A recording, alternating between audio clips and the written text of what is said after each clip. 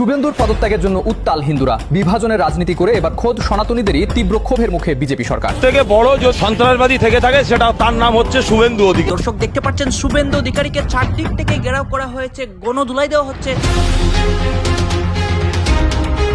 এদিকে আজ শুভেন্দু অধিকারীকে চারদিক থেকে ঘেরাও করে মুসলিম হিন্দু গণধুলাই করছে। শুভেন্দু অধিকারীর খারাপ অবস্থা হয়, অন্যদিকে ককরোচ জনতা পার্টিও নতুন করে রাজপথে নামে পশ্চিমবঙ্গে ধ্বংসলীলা। এই রাজ্য থেকে তৃণমূল কংগ্রেস নামক দলটি মুছে গেছে। ইতিমধ্যেই বিধানসভায় ভাঙন হয়ে গেছে। সোমবার বা মঙ্গলবারের মধ্যে লোকসভা এবং রাজ্যসভাতেও ভাঙন দেখা যাবে এবং সেখানে বিদ্রোহের একটাই জায়গা, সেটা হচ্ছে অভিষেক ব্যানার্জির যে ডেপোগিরি চলছে সেটা কেউই তৃণমূল কংগ্রেসের মধ্যে এখনো যারা জনপ্রতিনিধি রয়েছেন। রাজ্য রাজনীতিতে দিনভর ঘটে যাচ্ছে নানা ঘটনা, উঠে আসছে একের পর এক আপডেট। তার মধ্যে এমন কিছু কিছু ঘটনা আছে যেগুলি রীতিমতো শিরোনামে জায়গা করে নিচ্ছে। আপনাদেরকে তেমন একটি ঘটনার কথা বলবো।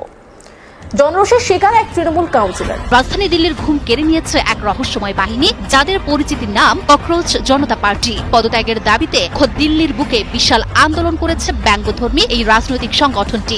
29 লোকসভা নির্বাচনে দিল্লির মসনদ থেকে তাকে নামানোর পরিকল্পনা করেছে। ভাঙার অপেক্ষায় তৃণমূলের সংসদীয় দলও। তালিকায় কারা জানেন? আন্দোলনের আড়ালে সরকারি কাজে বাধা, বিচারকদের আটকে রাখা। একদিকে ভারতে ককরোচ জনতা পার্টির আন্দোলনে তুলপাড় পরিস্থিতি হয়েছে, এইদিকে আজকে শুভেন্দু অধিকারীকে চারদিক থেকে ঘেরাও করেছে তৃণমূল কর্মীরা এবং পশ্চিমবঙ্গের সাধারণ কর্মীরা। দর্শক শ্রোতা, পশ্চিমবঙ্গের প্রত্যেকটা জনগণ বলতেছে শুভেন্দু অধিকারী একটা অবৈধ সরকার এবং মমতা ব্যানার্জির তৃণমূল দলকে নিষিদ্ধ করার জন্য শুভেন্দু অধিকারীর উপর আজকে প্রভাব পেরে এবং শুভেন্দু অধিকারীর পদত্যাগ চাচ্ছে প্রত্যেকটা জনতা। আপনারা দেখতে পারবেন এই মুহূর্তে শুভেন্দু অধিকারীর অবস্থা এবং পশ্চিমবঙ্গ সহ সম্পূর্ণ ভারতে গোপনে এবং প্রকাশ্যে যে অসংখ্য ঘটনা ঘটতেছে সেই সব দেখানোর চেষ্টা করব। এই রাজ্য থেকে তৃণমূল কংগ্রেস নামক দলটি মুছে গেছে। ইতিমধ্যেই বিধানসভায় ভাঙন হয়ে গেছে। সোমবার বা মঙ্গলবারের মধ্যে লোকসভা এবং রাজ্যসভাতেও ভাঙন দেখা যাবে এবং সেখানে বিদ্রোহের একটাই জায়গা, সেটা হচ্ছে অভিষেক ব্যানার্জির যে ডেপোগিরি চলছে সেটা কেউই তৃণমূল কংগ্রেসের মধ্যে এখনো যারা জনপ্রতিনিধি রয়েছেন তারা মেনে নিতে পারছেন না। কিন্তু এই দলটার যেটুকুনি বাঁচা খোঁচা অবস্থা রয়েছে সেইটাকেও নিজের হাতে খুব সুন্দর করে মুছে দেওয়ার চেষ্টা করছেন মমতা বন্দ্যোপাধ্যায় নিজেই। কি অবস্থা দলটার!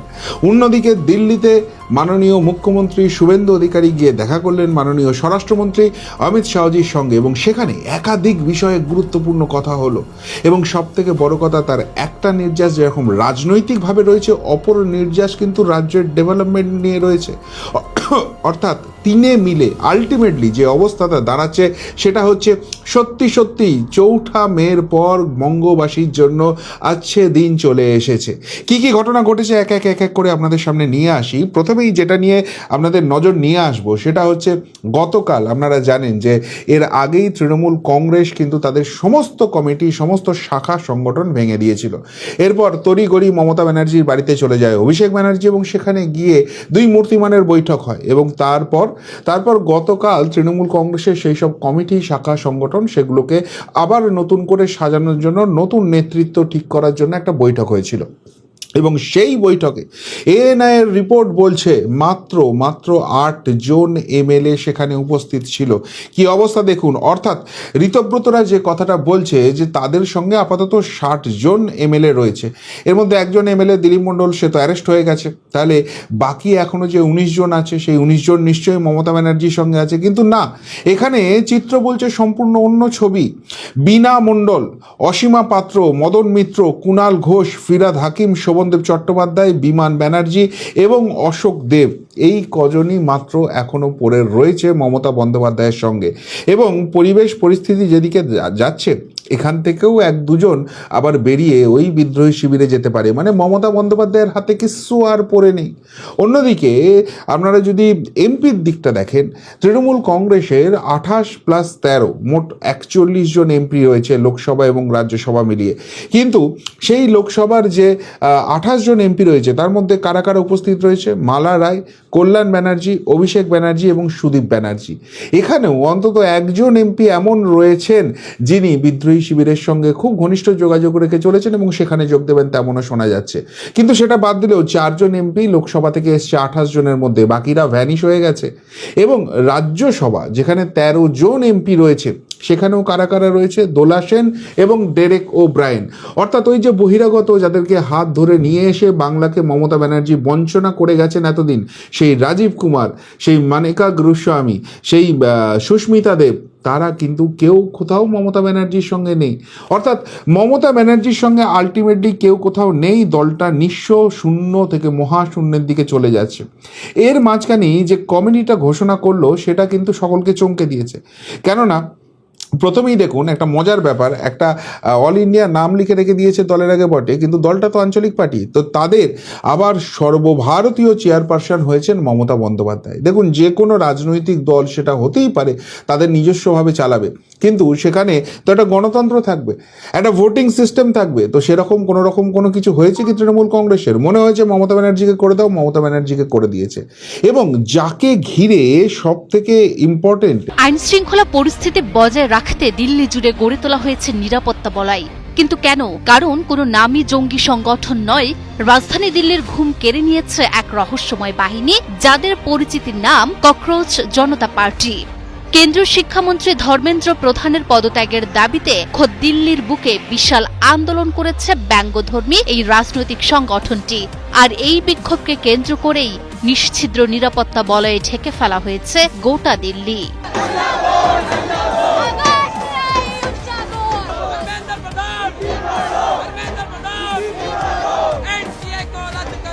একের পর এক সর্বভারতীয় পরীক্ষার প্রশ্নপত্র ফাঁস কেলেঙ্কারির বিরুদ্ধে এবার ক্ষোভে ফুঁসে উঠল ভারতের যুব সমাজ। তেলাপোকা জোয়ারে কার্যত ভেসে গেল ভারতের সংসদ ভবনের নিকটবর্তী দিল্লির একমাত্র ধর্নাস্থল যন্তর মন্তর। কেন্দ্রীয় শিক্ষামন্ত্রী ধর্মেন্দ্র প্রধানের পদত্যাগের এক দফা দাবিতে শনিবার সকাল থেকেই দলে দলে তেলাপোকা সমর্থক এসে হাজির হন যন্তর মন্তরে। আর এই আন্দোলনের ফ্রন্ট লাইনে দাঁড়িয়ে হুঙ্কার ছাড়লেন ককরোচ জনতা পার্টি বা সিজেপির প্রতিষ্ঠাতা অভিজিৎ দীপকে। আন্দোলন রুখতে করা হয়েছিল সব রকম চেষ্টা, কিন্তু লাভ হলো না কিছুই। যুক্তরাষ্ট্রের বোস্টন থেকে দেশের মাটিতে পা রেখেই সকাল 10:30 নাগাদ সোজা যন্তর মন্তরে এসে পৌঁছান সিজেপি প্রধান অভিজিৎ দীপ। পরনে সাদা টি শার্ট, কালো জ্যাকেট আর কালো টুপি। যন্তর মন্তরের এক কোণে তৈরি ছোট্ট মঞ্চ, পেছনে সিজেপির প্রতীকের নিচে ইংরেজি লেখা পিসফুল প্রোটেস্ট। কিন্তু সেই শান্ত মঞ্চেই মুহূর্তের মধ্যেই রূপ নেয় স্লোগানে।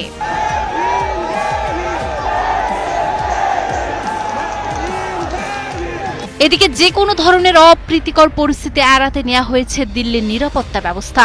নয়াদিল্লি জেলা সহ কৌশলগত গুরুত্বপূর্ণ স্থানে মোতায়েন করা হয়েছে প্রায় 2000-এরও বেশি অতিরিক্ত পুলিশ। প্রধানমন্ত্রী নরেন্দ্র মোদী, স্বরাষ্ট্রমন্ত্রী অমিত শাহ এবং শিক্ষামন্ত্রী ধর্মেন্দ্র প্রধানের বাসভবনের বাইরে বসানো হয়েছে কড়া পাহারা। তাছাড়াও শনিবার সকাল থেকেই দিল্লির ইন্দিরা গান্ধী আন্তর্জাতিক বিমানবন্দর, রাজধানীর সব প্রবেশ পথ এবং গুরুত্বপূর্ণ এলাকাগুলোতে নিরাপত্তা জোরদার করা হয়েছে। দিল্লির প্রধান প্রবেশ পথ, রেল স্টেশন ও সীমান্ত এলাকাগুলোতে চলেছে কঠোর তল্লাশি। একেবারেই খাদের কিনারে দাঁড়িয়ে এই আন্দোলন কিন্তু এখানেই থামছে না। যন্তর মন্তরের এই মহাসমাবেশ থেকেই সিজেপি ঘোষণা করে দিয়েছে তাদের পরবর্তী রণকৌশল। আগামী 23শে জুন দিল্লির ঐতিহাসিক রামলীলা ময়দানে হতে চলেছে তাদের দ্বিতীয় এবং আরো বড় মহাসমাবেশ। এখন দেখার যুব সমাজের এই তেলাপোকা আন্দোলনের তীব্র ঝাঁচের মুখে পড়ে 29শে লোকসভা নির্বাচনে দিল্লির মসনদ থেকে তাকে নামানোর পরিকল্পনা করেছে। ভাঙার অপেক্ষায় তৃণমূলের সংসদীয় দলও। তালিকায় কারা জানেন? 12 জন সাংসদের দল। ভাঙার প্রস্তুতি প্রায় চূড়ান্ত। আগামী সপ্তাহে অর্থাৎ সোমবার তৃণমূলের সংসদীয় ঘরে অপারেশন লোটাস। নমস্কার, আমি ষষ্ঠী চট্টোপাধ্যায়। শুরু করছি অ্যাকশন রিয়াকশন। আর আজকের অ্যাকশন রিয়াকশনে অবশ্যই আমরা বঙ্গ রাজনীতিতে নিয়ে আলোচনা করবই, সঙ্গে সর্বভারতীয় রাজনীতি নিয়েও আলোচনা আমাদের করতেই হচ্ছে। কারণ ভারতবর্ষে এই মুহূর্তে বিজেপি, কেন্দ্রের নরেন্দ্র মোদী সরকার তার অশ্বমেধের ঘোড়া যেভাবে ছুটিয়ে চলেছে, প্রতিটা রাজ্যে কমল তারা ফুটিয়ে চলেছে, অর্থাৎ পদ্ম ফুটিয়ে চলেছে। আর 29শে লোকসভা নির্বাচনে দিল্লির মসনদ থেকে তাকে নামানোর পরিকল্পনা করেছে। মমতা বন্দ্যোপাধ্যায় থেকে শুরু করে, অরবিন্দ কেজরিওয়াল থেকে শুরু করে, স্ট্যালিন থেকে শুরু করে, এবং অবশ্যই ঝাড়খণ্ড মুক্তি মোর্চা। কারণ আগামী সপ্তাহেই অপারেশন লোটাসের ফুল অপারেশন চালাতে চাইছে। ভাঙার অপেক্ষায় তৃণমূলের সংসদীয় দলও। তালিকায় কারা জানেন? জন্ম থেকে দলের মালিকানা বদল। মমতার তৃণমূলের 28 বছরের ইতিবৃত্ত। বিধানসভায় তৃণমূলের 80 জন বিধায়কের 2/3 বেশি সংখ্যক বিধায়ক ভেঙে নিজেদের আসল তৃণমূল বলে দাবি প্রধান বিরোধী দলের মর্যাদা আদায় করে নিয়েছে ঋতব্রতরা। কিন্তু রাজ্য পরিষদীয় যে দল, অর্থাৎ রাজ্য বিধানসভার পরিষদীয় দলের পর এবার সংসদীয় দল ভাঙার পর্ব শুরু হচ্ছে তৃণমূলে। 12 জন সাংসদের দল ভাঙার প্রস্তুতি প্রায় চূড়ান্ত, এবং এই প্রথম এই খবর আমরা জানাচ্ছি, আমাদের প্ল্যাটফর্মের মধ্যে দিয়ে এটা তুলে ধরছি। এবার সেই তালিকা আরো যে দীর্ঘ, তাদের মধ্যে অন্তত 3 থেকে 4 জন তৃণমূলের শীর্ষ নেতৃত্বের ঘনিষ্ঠদের মধ্যে রয়েছেন বলে এই খবর। খুব শীঘ্রই সংসদের শুরু হতে চলেছে বাদল অধিবেশন। তাৎপর্যপূর্ণভাবে তার আগে সম্ভবত আগামী সপ্তাহে অর্থাৎ সোমবার তৃণমূলের সংসদীয় ঘরে অপারেশন লোটাস। কারা করছে না? কে রয়েছে এর পেছনে? কারাই বা এই চক্রান্ত করছে? এখানে আসল তৃণমূল, নকল তৃণমূল, কি হচ্ছে? এটা কি হচ্ছে? কি চলছে বাংলায় তৃণমূলের? ওই কর্মীগুলোর কথা কোনোদিন ভেবেছে? প্রতিদিন রাস্তাঘাটে মার খেয়ে তারা সিপিএম এর সাথে লড়াই করেছিল। আজকে তাদের মনের অবস্থা কি তারা ভাবছে না। আজকে তারা নিজেদের আখের গোছানোর জন্য এইসব করে বেড়াচ্ছে, নোংরা খেলায় মেতে উঠেছে। মানুষ কি দেখছে না? মানুষ কি তার জবাব দেবে না? প্রধান বিরোধী দলের মর্যাদা আদায় করে তো আগেই নিয়েছে। ঠিক একইভাবে 2/3 সাংসদ সংখ্যা নিয়ে একজোট হয়ে তৃণমূল ছাড়ার পথে যেতে হবে। তবেই সেই প্রক্রিয়া দল বিরোধী আইনের আওতায় পড়বে না। সেই সংখ্যা 18 বা 19। এই পর্বে 12 জন সাংসদের দল ভাঙা চূড়ান্ত হওয়ার পর আরো অন্তত 6 জন তৃণমূল ছেড়ে যাওয়ার প্রক্রিয়া শুরু করে দিয়েছেন। সেই পর্ব আগামী সপ্তাহের মধ্যে চূড়ান্ত করে ফেলার হচ্ছে বলে সূত্রের খবর। ওদিকে বিধানসভায় তৃণমূলে 80 জন বিধায়কের 2/3 সংখ্যা বিধায়ক ইতিমধ্যেই তারা গিরগিটির মতো রং বদল করেছে। তবে যারা যেভাবে গিরগিটির মতো রং বদল করেছে, অরিজিনাল যে গিরগিটি তারাও বুঝি একটু সময় নেয়, কিন্তু তৃণমূলের এই 58 জন গিরগিটি তারা সময় নেয়নি, সেকেন্ডের মধ্যে রং বদল করেছে। বিক্ষোভে উত্তাল ভারত, মাঠে নেমেছে তেলাপোকাদের বিশাল দল। কিল বিলিয়ে ভারতের প্রধানমন্ত্রী নরেন্দ্র মোদীর গদি ছিঁড়তে মুখিয়ে আছেন লাখ লাখ শিক্ষিত তেলাপোকা। ভারতে আনুষ্ঠানিকভাবে মোদী সরকারের দুর্নীতির বিরুদ্ধে আন্দোলনে মাঠে নেমেছে তরুণদের দল ককরোচ পার্টি। এর মধ্যে দেশে ফিরেছেন শিক্ষিত হতাশাগ্রস্ত তরুণদের কণ্ঠস্বরের প্রধান নেতা। এবার সিঁদুরে মেঘ দেখতে শুরু করেছে মোদীর হিন্দুত্ববাদী বিজেপি সরকার। কেন্দ্রীয় শিক্ষামন্ত্রী ধর্মেন্দ্র প্রধানের পদত্যাগের দাবিতে নয়াদিল্লির মান মন্দির যন্তর মন্তরে বিক্ষোভ করছে ককরোচ জনতা পার্টি সিজেপি। শনিবার দলের প্রতিষ্ঠাতা অভিজিৎ দীপকে ফিরেছেন মার্কিন যুক্তরাষ্ট্র থেকে। দিল্লিতে পৌঁছানোর পরেই এই কর্মসূচির অনুমতি দেয় পুলিশ। এরপরই দিল্লিতে 2000 পুলিশ মোতায়েন। নিরাপত্তার চাদরে ঢেকে দেওয়া হয়েছে প্রধানমন্ত্রী নরেন্দ্র মোদী, অমিত শাহ এবং শিক্ষামন্ত্রী ধর্মেন্দ্র প্রধানের বাসভবন। দিল্লির ইন্দিরা গান্ধী আন্তর্জাতিক বিমানবন্দরে ইমিগ্রেশনের আনুষ্ঠানিকতা সারা মাত্রই নতুন এই নেতাকে ঘিরে ধরেন ইউনিফর্ম এবং সাদা পোশাকের 10 থেকে 15 জন পুলিশ কর্মকর্তা। কিন্তু ভয় পাওয়ার পাত্র নন তরুণদের এই নেতা। শনিবার সকালেই আন্দোলনকারীদের বিক্ষোভ স্থলে আসার সময় সঙ্গে বই এবং পতাকা রাখতে আহ্বান জানিয়েছিলেন। তার কথা মতোই হাজির বহু বিক্ষোভকারী। নিট ইউজি পরীক্ষার প্রশ্নপত্র ফাঁস এবং শিক্ষা ব্যবস্থার সাম্প্রতিক বিভিন্ন কেলেঙ্কারির প্রতিবাদে কেন্দ্রীয় শিক্ষামন্ত্রী ধর্মেন্দ্র প্রধানের পদত্যাগের দাবিতে ডাকা হয়েছে এই বিক্ষোভ। যে কোনো ধরনের অপ্রীতিকর পরিস্থিতি এড়াতে এবং পরিস্থিতি শান্ত রাখতে নয়াদিল্লিতে প্রায় 2000 পুলিশ মোতায়েন করেছে দিল্লি পুলিশ। বিক্ষোভ ঠেকাতে আগাম প্রতিরোধমূলক ব্যবস্থার নির্দেশনা চেয়ে জনস্বার্থে হয়েছে মামলা। জরুরি ভিত্তিতে ওই মামলার শুনানি করতে শুক্রবার অস্বীকৃতি জানিয়েছে দিল্লি হাইকোর্ট।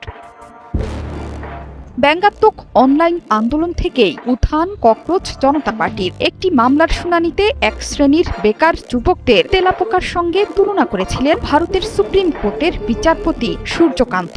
এই মন্তব্যকে ঘিরে দর্শক, আপনারা তো দেখলেন এখানে কি কথা হচ্ছে। এখানে আমরা দেখতে পাচ্ছি শুভেন্দু অধিকারীর বিষয়ে কথা হয় এবং পশ্চিমবঙ্গের রাজনীতির প্রেক্ষাপটে যে অসংখ্য ঘটনা ঘটতেছে এবং ককরোচ জনতার পার্টিরও যে আন্দোলন হচ্ছে এইসবও দেখিয়েছি। এই বিষয়গুলো দেখে আপনাদের মন্তব্য কি? আপনাদের গুরুত্বপূর্ণ মন্তব্যটা অবশ্যই আপনারা আমাদের কমেন্ট বক্সে লিখে যাবেন। সর্বশেষে আপনাদের কাছে আমাদের একটি রিকোয়েস্ট থাকবে, আপনারা আমাদের চ্যানেলে নতুন দর্শক হয়ে থাকলে চ্যানেলটি সাবস্ক্রাইব করবেন এবং পাশে থাকা বেল বাটনটি বাজাবেন যাতে করে নেক্সট ভিডিওটা সবার আগে আপনাদের কাছে পৌঁছে যায়। ধন্যবাদ।